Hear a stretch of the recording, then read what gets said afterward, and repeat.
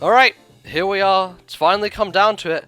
The top 10 games that I thought were the best ones came out in the year of 2015. I should mention, before we get into this, a couple of games that came out at the end of the year that I haven't had enough time to put into, and given a bit more, I may have included them in this list. But unfortunately, I was not able to play as much of SteamWorld Heist as I would like. That game looks really cool. I'm sure I'm going to like it a whole bunch. And also Fast Racing Neo came out, and although I've played a little of that, it's not enough to give a sure opinion. So, with that said, this is my top 10 games of 2015, all personal opinion, so please enjoy. Here we go. Number 10. Boxboy. Boxboy is one of those little gems that kind of came out of nowhere. I heard about it because I listened to a Japanese podcast called the Famicast, and they're talking about how HAL had made this eShop game called Hako Boy, and it was all about this little box who could create more boxes from himself, to the left, to the right, up and down, and use those in various different little puzzle rooms to figure out solutions. So as soon as it came out in the West, I jumped on it straight away. And let me tell you that I don't think I have got more bang for my buck this year than with Boxboy. It seems simple. It looks so simple. It has probably one of the most basic aesthetics I've ever seen in any game. And yet it is so smartly and so intricately designed that none of that really matters. It proves the age-old argument that gameplay is king. That yes, you can have something that's pretty and looks amazing and has like an incredible frame rate and resolution and just wows you from a visual perspective. But if it plays like garbage, then it's kind of garbage. And let me tell you, Boxboy is far from garbage. This game it introduces so many interesting mechanics, and they never kind of repeat stuff twice. Every time you have a new world to take part in, they always put something different in there to make you think laterally, to give you ideas about how can I utilize my boxes in a way that I haven't done before. The game also makes collectibles really meaningful from a gameplay perspective, in the sense that to get a crown, you have to only use a certain number of boxes. So it teaches you about conserving them, about not wasting what you're using, and to try and figure out a solution in the fewest number of uses possible. Yes, this is used in other games, but I feel like the way that Boxboy implements it really encourages you to think creatively about how to get around a solution without spamming boxes constantly. Boxboy is so compelling that I 100%ed the entire thing at a time when there weren't really any guides around, when I had to kind of think for myself and figure things out without having to rely on the internet. And let me tell you, it's one of the most satisfying things that I've been able to do this year, and also the most rewarding. For what it sets out to do, and for what it tries to achieve, Boxboy is close to a perfect puzzle game. 9! Axial Verge.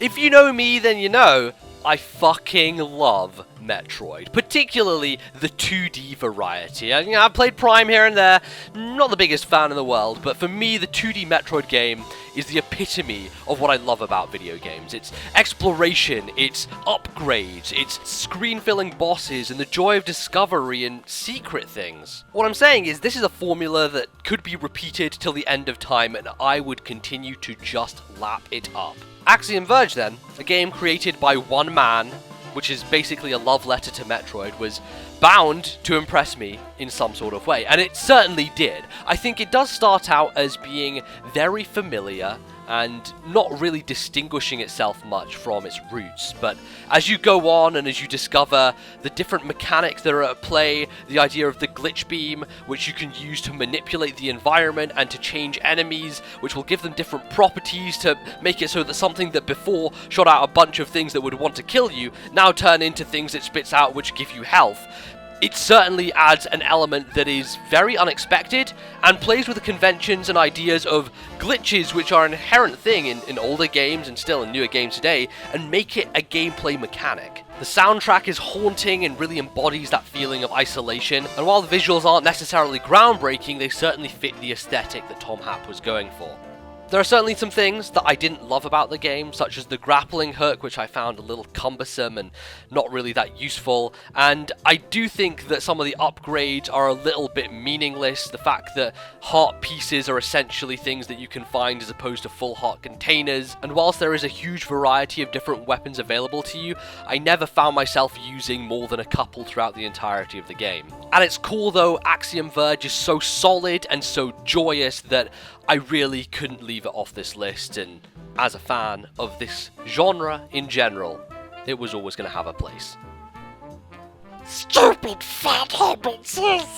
Tales from the Borderlands. I don't know anything about Borderlands. Neither do I really care about anything to do with Borderlands, and so when this was announced a couple of years ago, I was like, Telltale, what are you doing? Like, I don't think anyone knows Borderlands for its story or even cares about it for that, so why would you take this as a property to do? Like, there are so many good ones out there. Borderlands seems weird. Like, first of all, it's a video game franchise, and they seemingly have moved out into TV and film more than anything else, but also just didn't seem like it fitted. But as this year went on, more and more people were talking about this game, and I was like, you know, I've played every Telltale game. I'll probably get this on sale. You know what? I'll pick it up for £5. I'm sure it will be okay. I'm not sure how much I'll like it. And I played that first episode, and I laughed a lot, and it was really surprising to me not only how funny the game was, but how well put together it was from a character perspective and from a writing perspective. Really, for me, Tales from the Borderlands is the closest that they have come to matching the success of The Walking Dead Season 1, which in my mind is one of the best games that they have done, period, and my favourite from that year when it came out. It's funny that, like, I was really excited for the Game of Thrones game that they were going to make, and yet that really hasn't made much of an impression on me, while Tales from the Borderlands has characters and moments and dialogue choices that I will remember for a really long time to come. Characters are really what makes a game like this, and the portrayal of Reese and Fiona by Troy Baker and Laura Bailey respectively are utterly fantastic, but the supporting cast is also so great. There are characters here which are robots that are given way more character than most humans in other video games are. And the game also plays with the idea of storytelling, where someone will be relating a scene that happened in the past, and yet they'll stop it and interject and say, wait a second, that didn't happen, and almost rewrite it as such, and have that same scene change before your very eyes, usually resulting in some of the game's funniest moments. In the end, please do not be fooled by the Borderlands name, because this is almost a new thing unto itself, and it is just wonderful. Lucky number 7! Codename Steam. You know that question that people ask? What is your game that you love that everyone else hates? I think I've finally found that game, ladies and gentlemen, because when Codename Steam came out earlier this year, people didn't like it at all. In fact, they actively hated it and talked about a lot of problems with it, including the fact that the turns took too long, and that there were issues when it came to like the combat stuff that people didn't like and enjoy. And I know that there are problems with this game, but that doesn't stop me from just fucking loving it. I think it helps that by the time this game came out in Europe, a lot of the issues were solved. The fact that it was all sped up and the turns didn't take as long, and they also gave you the option to choose a set of crew members to take into the mission that the game would recommend for you, so that you weren't kind of blindly going in not knowing who to take. And that was the option I chose every time, because not only did it prepare me for the mission by already having the units that would best work there, but it also diversified who I was using. There are a lot of characters in this game, and some which at immediate glance you probably wouldn't think were that useful. However, if you take the things that they recommend and you go along with what the game is giving you, it really turns into an interesting, diverse, and super cool tactics game. The starting units are certainly basic, but there becomes a diversity in the lineup later on, with characters who can do such things as throw out bait for aliens so that they'll turn the other way and not look at another member of your party who's maybe in danger, and the sniper who's introduced later on is a boon that just made me so happy. I love the ability to move around freely on the map and not lock in your movement turns until the very end when you're absolutely sure what you want to do. I love that the mid-game save points are not so plentiful that it makes it a cakewalk, but also not so infrequent that it makes it impossible. The game allows you to be defensive with the Overwatch system, but also has respawning enemies which kind of push you forward and don't make you rest on your laurels. And whilst I realise that might be a complaint for some people and a worry for others, for me it really lent a certain intensity and tension to the battles that I'd never felt in any sort of tactics game before. In Fire Emblem, I always feel so in control of what I'm doing and on top of my game, but Codename Steam really pushed me to the edge. The maps are so cleverly and intricately designed, there are new mechanics that are doled out at a really good pace, the objectives are far more diverse than I expected, the comic book cutscenes look wonderful, and that art style in 3D pops far more than it does in screenshots, and it's actually a really nice looking game. Yes, there were moments when I shouted an incredible string of expletives at my 3DS for a shot missing that should have fucking hit. But god damn it, god fucking damn it, I love Codename Steam. It's the number of the beast. Splatoon. Last E3, I was excited. Not only did Nintendo knock it out of the park on so many fronts, but they brought a brand new IP, a fresh game, a really fresh game that I was incredibly impressed with its first showing. Splatoon takes the idea of a shooter and completely flips it on its head. It makes it not about killing people. It makes it not about going after that kill-death ratio. It's about covering your map with a certain color of ink and making sure you do everything in your power to make sure the enemy does not have more of theirs. It's brilliant, so fucking brilliant, and takes a genre that Nintendo have never had a good history in, an online game and a multiplayer shooter. These are two things that, 3 years ago, if you'd asked me, Nintendo, could you do one of these competently, I would have said no, not a hope in hell. And yet Splatoon absolutely fucking nails it. From a pure mechanics perspective, Splatoon is one of the most fluid games I've ever played. The idea that diving into ink not only reloads your weapon, but also allows you a stealth option to hide from enemies and gives you much faster speed of movement around the arena is this combination of just amazingness that I could not have seen coming.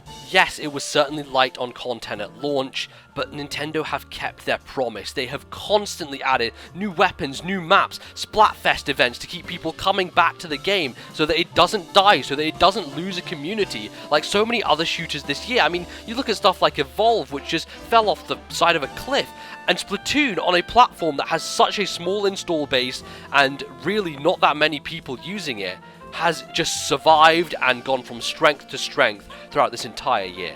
It also has a single player that I thought was pretty cool. It didn't do anything game-defying or crazy, but the multiplayer is where it's at here, and the online works pretty seamlessly. I've never had too many instances of lag, there's a lot of diversity in terms of maps to choose from now, and ranked play provides a diversity of game modes that are consistently different from one another and definitely change the pace from the ink spraying standard play. I invested over 50 hours into Splatoon this year, and I never do that for stuff that is just playing random people online. So it really speaks to the testament that Splatoon is just fun. It's just fun, and I enjoyed it a huge amount.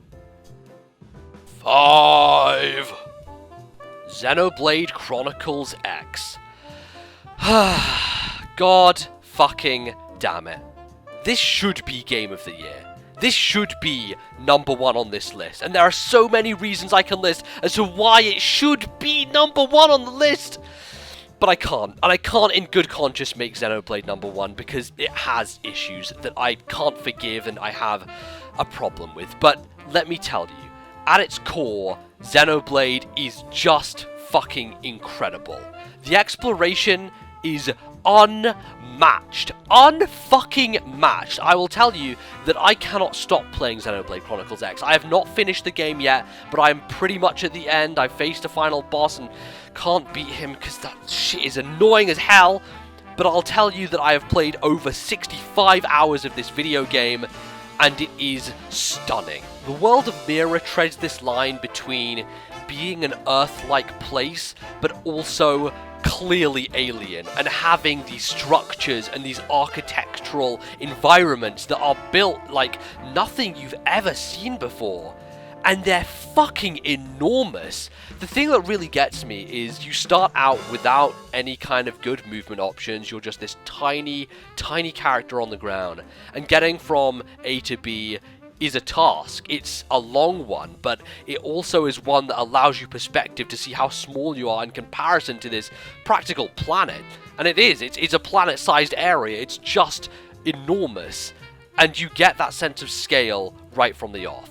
But the way it builds on itself is the skells. And when you get them, you feel so much larger, so much more capable. You can move across the ground much faster, and you can see things that you weren't able to see before by climbing up to places that the usual human was not able to reach. But when you hit the skies, ladies and gentlemen, oh god, that's when it kicks off. Flying a skell around Mira is an exhilaration like no other. It feels fucking incredible, and I will tell you, this is my favorite open world I've ever existed in. I feel so comfortable in it, and I love everything about all the environments. They're just breathtaking. Thanks to the probe system, exploration is encouraged even more than the last game, allowing you to open up parts of the map, and for me that is just an OCD thing that I had to do. I have to find all the probe points and place them down and get fast travel areas, because god damn it, that's my favourite thing about Xenoblade, is just being in a world. Unfortunately, there are other aspects of this game which can't quite live up to the expansiveness that it provides. The story is nowhere near what the original had, and it has its moments. It certainly has surprised me and kept me interested, but there came a point where I was like, you know, this isn't really hitting me in the same way, and that really sucks, because I think the first Xenoblade has one of the best narratives I've ever played in a video game. The RPG stuff is also deep and somewhat overwhelming. You know, you have to handle classes, arts, leveling up battle points and skills. You have to use your Moranium to invest in arms manufacturers so that you can get more weaponry. You can use augments to enhance those, but those require materials from the world that you have to gather, and there are different ones for your skills as opposed to your main character. There's just a lot of stuff, and it's hard to keep track of. Not to mention, this game really feels like it was built for a PC, because the text is so fucking tiny, you can hardly read it at any point in time. I do feel for a game that's light on story, the side quests are much better written than last time, and the Affinity stuff is way more meaningful. It actually has fully voice acted cutscenes that just get you way more invested in what's going on.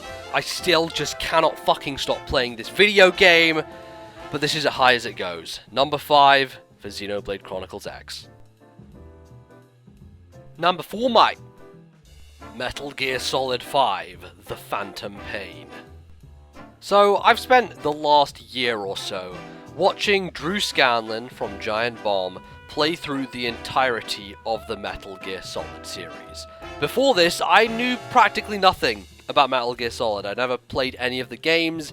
I'd heard that they were stealth-based, and as someone who really dislikes stealth outside of very few titles, you can see why I was hesitant to even give the series a try. And in the end, having watched Drew play through all these games, I'm kind of glad I didn't play them, because the area in which they do not excel as much is the stealth stuff. It's clunky in the old games. It gives you these crazy things that you can do, and there are amazing ways that you can defeat bosses and pull off things that other games don't even let you attempt to try, and yet the Metal Gear Solid series is all about it, but it did seem mechanically weak from my perspective. However, Metal Gear Solid 5 is far from that. Yes, it loses out on the wondrous, crazy, incredible storyline and ridiculousness and the convolutedness that is Metal Gear Solid, part of the reason why I really enjoyed watching that series, but the gameplay is some of the most unparalleled stuff in history. The stealth mechanics are so fluid, so well designed, and give you every single option you need to tackle any situation from any angle. The open world is not your traditional one. It's not huge and sprawling. It's kind of a dense area. But the thing about it is it's very intricately designed. All of these outposts that you come across have so many places and vantage points that you can scope it out before you enter. You can have D-Dog to help you along the way, or Quiet to pick people off. but it really lets you either go in guns blazing with 5 rocket launchers by your side, or slide along the ground without being detected once. The reflex mode, which slows down time, gives you a second chance at tackling a situation in case it goes haywire. And even if it does go balls up, it doesn't really ruin the mission for you. You can still hide away from enemies, you don't have to restart stuff, and you can reset it to an alert state that they're not really looking for you anymore. Not enough stealth games do this. It's either a fail state or bust, and MGS5 proves that that cannot be the case. In the end, it's about the stories you make yourself. It's about that one time when I hadn't unlocked a rocket launcher yet, but I needed to destroy a tank. But the tank was inside a base that was on full alert and with guys around everywhere, so I had to slyly sneak in, crawl along the ground at a painstakingly slow speed, take out my C4, slowly sidle up to the tank, strap 3 pieces to its wheels, and then get on my feet, run away, and blow the shit to smithereens while people fire at me in the distance and the tank fucking explodes. And holy shit, what a glorious goddamn moment as I call D-Horse to my side, jump on his back, and ride out of the situation. That, and moments like that, are what make Metal Gear Solid 5 so special. Fultoning might be my favourite mechanic of the year, just strapping a goddamn balloon to guys and just taking them back to your base to build your own private army, having all the upgrade trees that seem to go on forever and ever, allowing you a level of customization that really is unparalleled, and having a goddamn helicopter that can play any fucking song that you want, of course if you're playing on PC like I was, but still, the soundtrack, the selection of music in this game is really, really solid, and something that makes it all the more special. Despite all the stuff with Konami and Kojima and the sordid tale of 2015, The Phantom Pain is a gameplay fucking masterpiece. 3. Super Mario Maker. I've not fallen down a black hole deeper this year than I did with Super Mario Maker. I got to the party a little late because I was away in London when the game came out, and I was really excited to get back home and finally download it and get into making levels. But what I didn't expect was that for the next 30 hours straight over the period of like 2.5 days, I would just be enraptured by everything to do with this creation tool. I'm not the biggest fan of 2D Mario games. I like them, I think they're good platformers, but they've never stood out to me as being something super special. But Mario Maker flips the script. It makes it so that you can create stuff that Nintendo would never have dreamed in a million years of putting in a standard Mario game. And because of that, the creative aspects and the ability to make something and iterate on it and learn about game design is just a joyous process. You want to talk about time disappearing when I'm playing Xenoblade?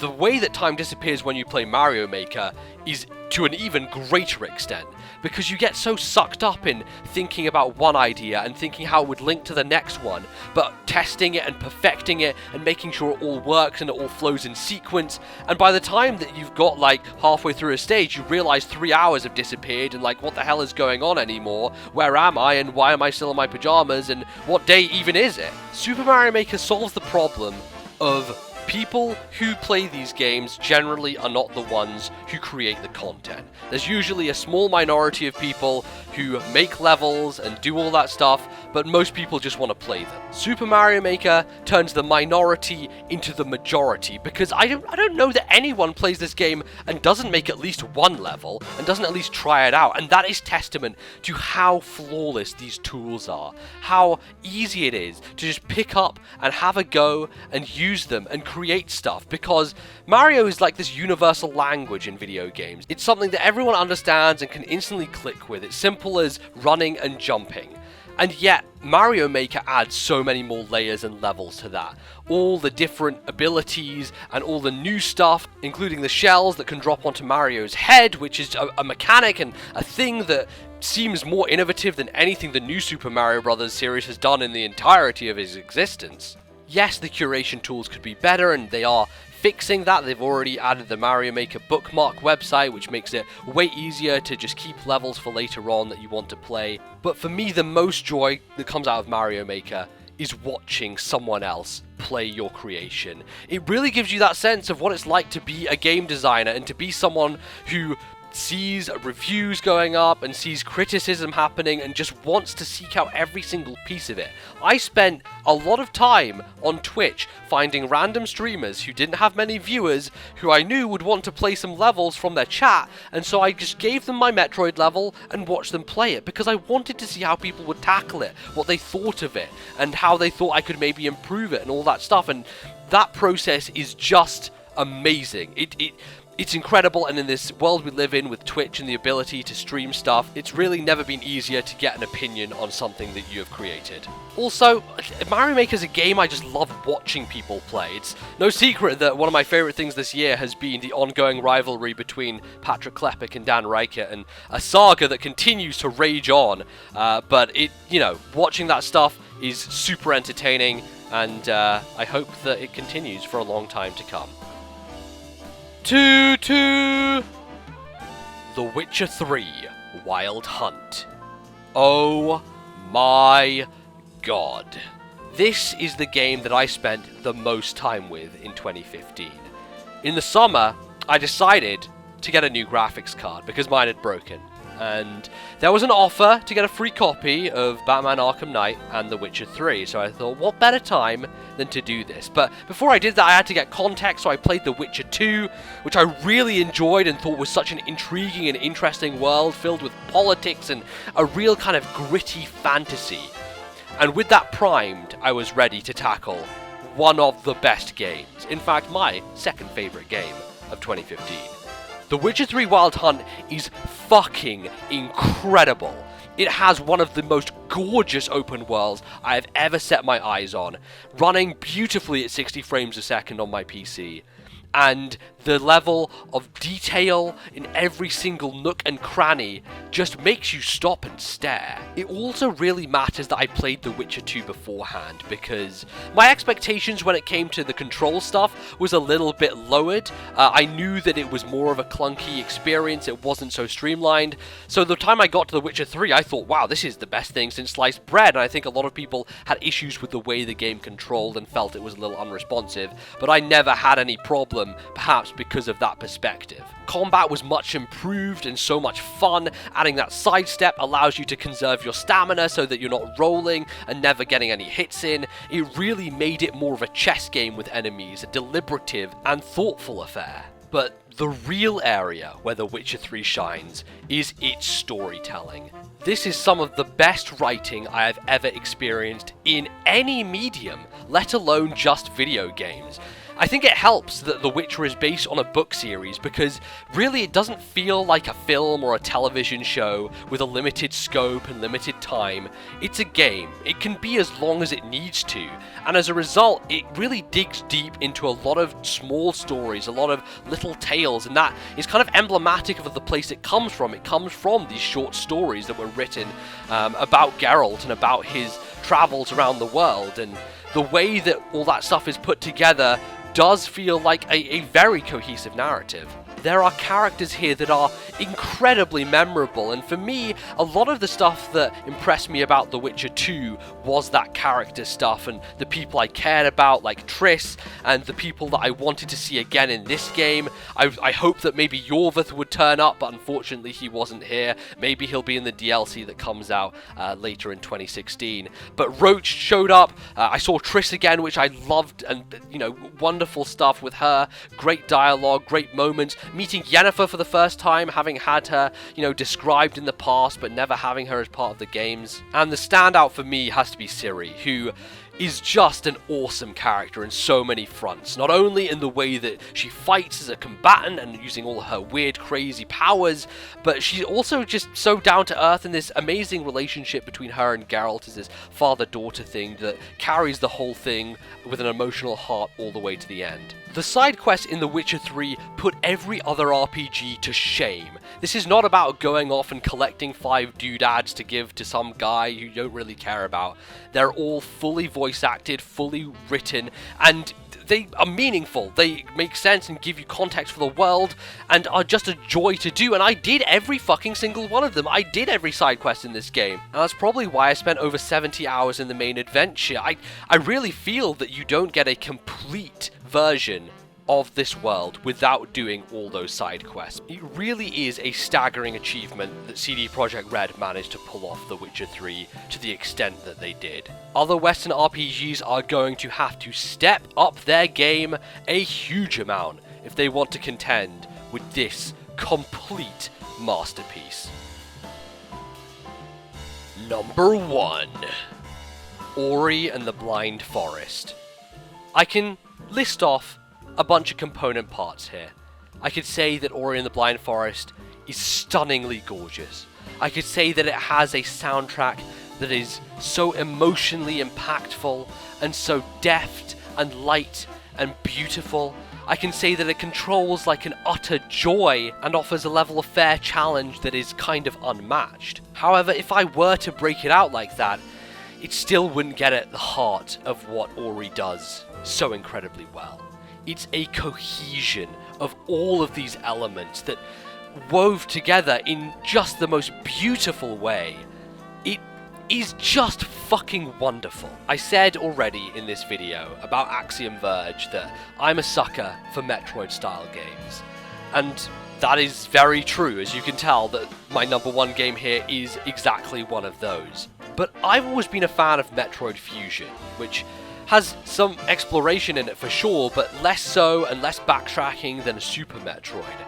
So for me, what Ori does by combining these elements of Metroid Fusion and of my favourite platformer, Super Meat Boy, is to create a symphony of gameplay elements that speak directly to me. This is a game made for me. I'm a sucker for beautiful 2D games, and there is no tiling to be seen in Ori and the Blind Forest. The entire thing is hand-painted. Every environment, every tiny detail is crafted by an individual. There is no reproduction of assets anywhere to be found, and as a result, this gorgeous, fantastical world is really unmatched in terms of anything else that has come out this year or even in the past few. It even has an RPG leveling system, which means that defeating enemies is not meaningless, that you actually get something tangible from them, and that you can use this to spec in any way you like. Are you more of a platforming person? Do you want to go for that triple jump? Do you want to rely more on the attack stuff, which isn't actually that necessary in this game because it focuses so much more on the platforming elements? Or do you want to worry about kind of the passive things, like how often you're able to save your game and how many kind of health stuff you have?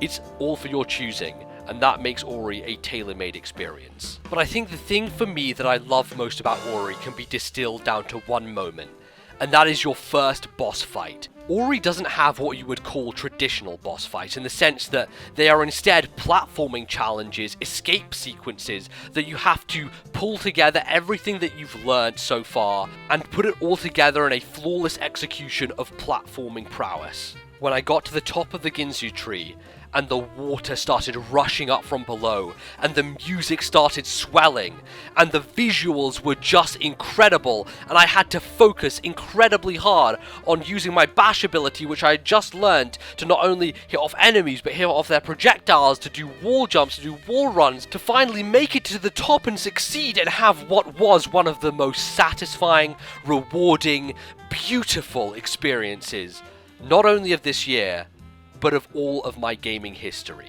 Ori and the Blind Forest is a very special game, and not only my favourite of the year, but now one of my favourites of all time. Well, there you have it, ladies and gentlemen. Those are my top 10 games of 2015. What a year! I mean, come on, man, like, the indie space was kicking ass, we had amazing stuff at the top end from AAA developers. It just was a year full of surprises and full of surefire hits that really did land, and For my money, it's one of the best I've had in my history of playing games, and I hope that you guys had a similar experience. Do let me know what you thought of my top 10. Let me know what your favourite game of the year was down below, and I guess I'll see you in the rest of 2016. Goodbye, folks.